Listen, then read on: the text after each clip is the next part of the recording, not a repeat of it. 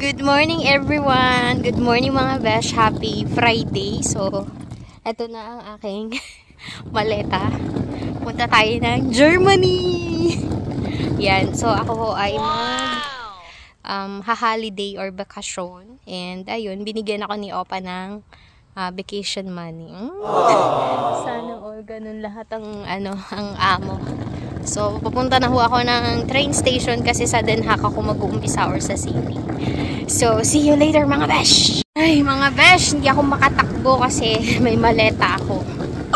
Hindi tayo aabot ng 9:20 or 9:04. So, 9:24 yung sunod na train.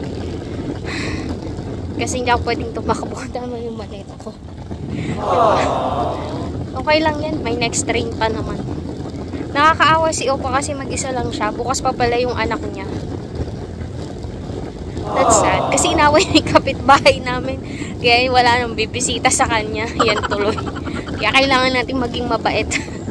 Pero tatawag-tawagan ko naman siya. Kapoy lagi oy mga besh. Mga 10 minutes pa. Feeling ko aabot ako dun sa 9:04 na train. So go. Go, go, go. Pabukas pa lang ang sentro mga besh. Sarado pa kasi 8:51 pa lang. So meron pa akong 14 minutes. Kailangan ko ng bilisan. Hi life. Hinga kabayo sa Inday. Lakad takbo ang ginawa kasi kung di ako tatakbo, hindi ko maabutan yung 9:04. 6 minutes before. Nandito na yung train pala. Pagod mga besh. Oh my God. Natawanan ako ng mga tao sa sentrum kasi natakbo ako. Hila-hila kayong maleta.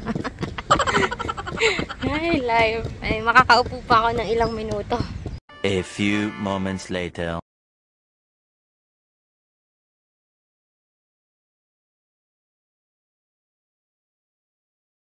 Ayun mga beshwap, magta-transfer na ako ng train. Mag-aantay ako for 7 minutes. Ayan yung sinakyan ko, tapos dito ako sasakay. Kita nyo? Ayun. 6 minutes na lang. 2 hours later.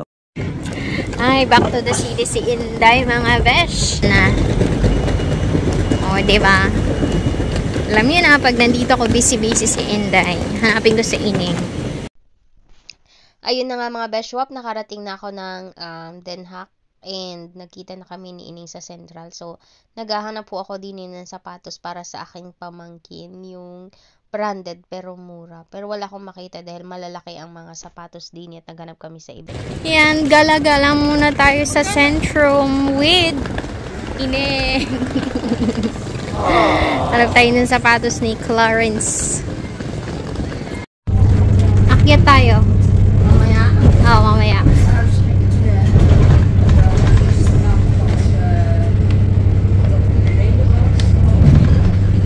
Yan o. Picture tayo dyan o. Namiss ko yan o.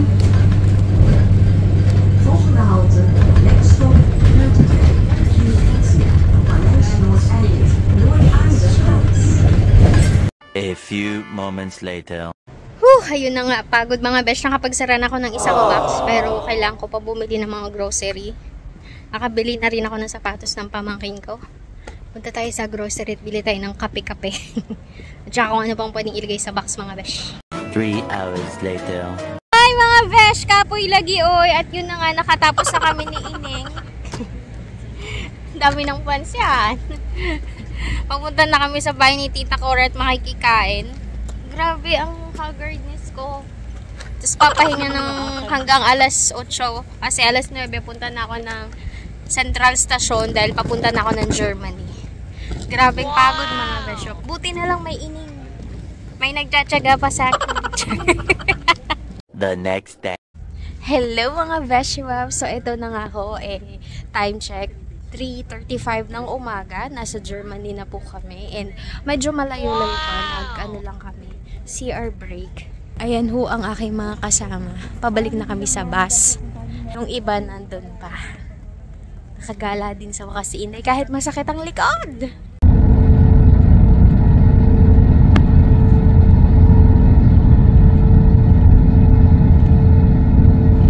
Ano, hi vlog! Charot. Sama ko si Tita Beth, dito na kami sa Germany. Good morning, good morning. Ito yung bus namin. Nakalimutan ko mag-vlog eh. Kaya akong tulog eh. Nag-stop over ho kami para mag-breakfast. Ayan na po pala kami. Kakain na kami. Naamoy ko na ang longganisa. Malayo-layo pa. Naaamoy mo na. A few moments later. Mga Beshwap, ano na naman ako ng longganisa, 5 piraso, libre. May pananghalian hapunan na ako mga Besh. So, ayun mga Beshwap, after a few minutes, siguro mga 30 minutes or 1 hour, nakarating na din kami sa capital ng Dresden, Germany. So, ayun, it's a day tour lang naman mga Beshwap. And as you can see, makikita nyo pagpasok pa lang, napakaganda ng kanilang mga structure. Alam nyo ba, nung World War II, walang natira ni isang building daw dito. But, yung government nila is ibinalik or kung ano yung mga nawala is itinayo ulit para sa, syempre, sa history na rin and napakaganda ho talaga. Makikita niyo yung mga old buildings mga besh. So mga Beshwap, andito na po kami sa Dresden, Germany at mag-uumpisa na ang paggagala ni Dora. Charot.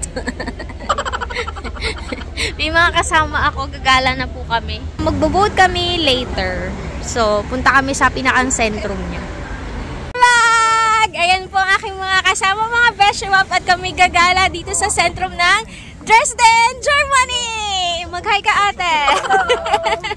Ito pala yung castle ni Maria Antoinette. Hindi ko alam kung castle ba talaga siya or yeah, kasi ayan siya. Oh. Diba?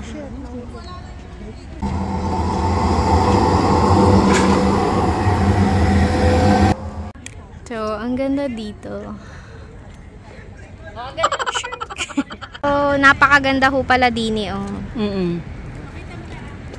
Wow! Wait, nagbe-video ako. Yan, so magbabas ho kami. Baka sumakay na. A few moments later. So, ari na nga mga Beshwap, kami ay nag-bus tour, yung tinatawag na hop in, hop off for only 15 euros kasi kami ay more than 30 something like that. Pero pag less than 30 kayo or 20, it's 20 euro or 22. So, ito, inikot namin yung buong city ng Dresden and napakaganda mga Beshwap. Hindi ako nakapag-video ng marami or matagal kasi full storage na ang aking cellphone. As you can see, dahil vlogger tayo, kailangan na natin bumili ng panibagong cellphone. And, ayan, makikita nyo sa structure nila, napakagaganda. Yung iba dyan is binild nung 1800s pa mga Beshwap.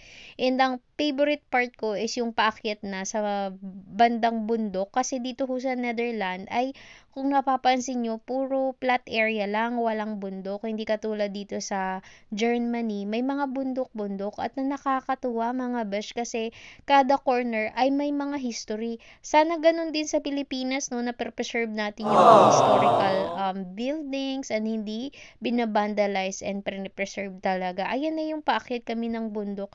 Sobrang ma-amaze ka and walang landslide kasi it's more on adobe yung kanilang bundok.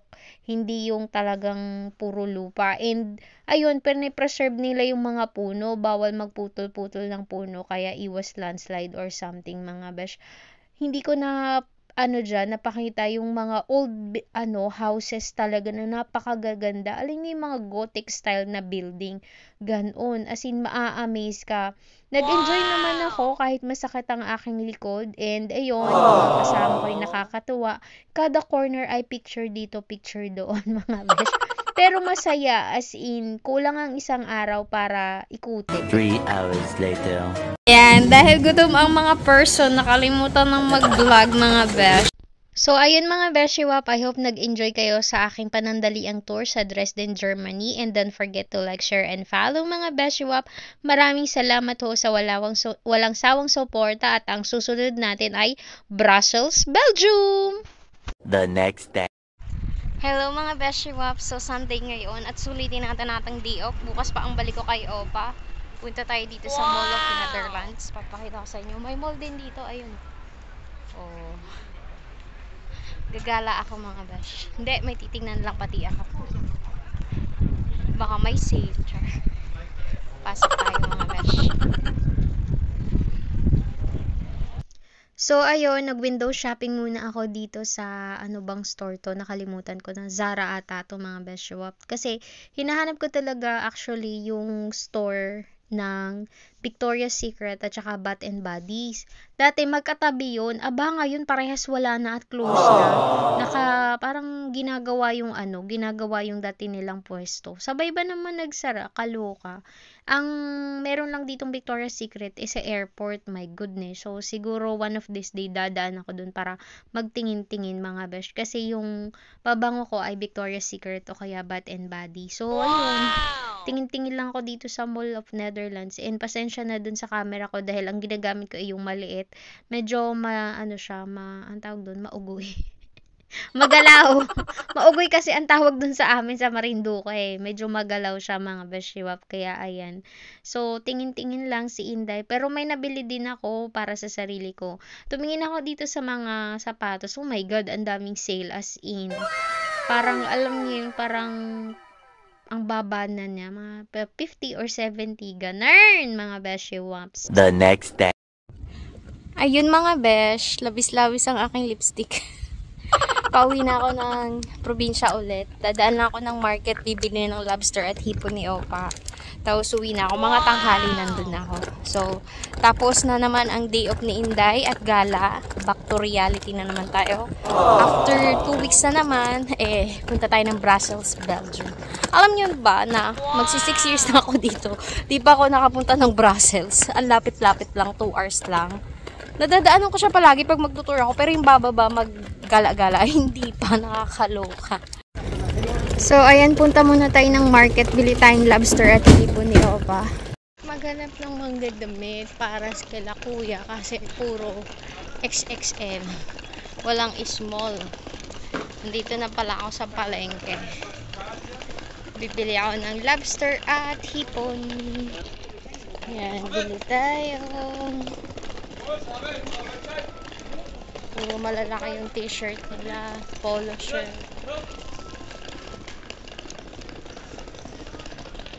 Nakabili na ako ng hipon at lobster. Pauwi na si Inday sa probinsya. Kawawa naman ang aking alaga. 3 araw nang siya lang mag-isa. Kawawa naman. Punta na tayo ng tram station. Later. Nasa train ako mga besh. 5 minutes na lang. As in. Naman kala ko mababawasan yung dala ko pag-uwi. Ganon din pala. Mas marami pa. Madilim. So, ayan. Bakit madilim mga besh? Sa train na ako.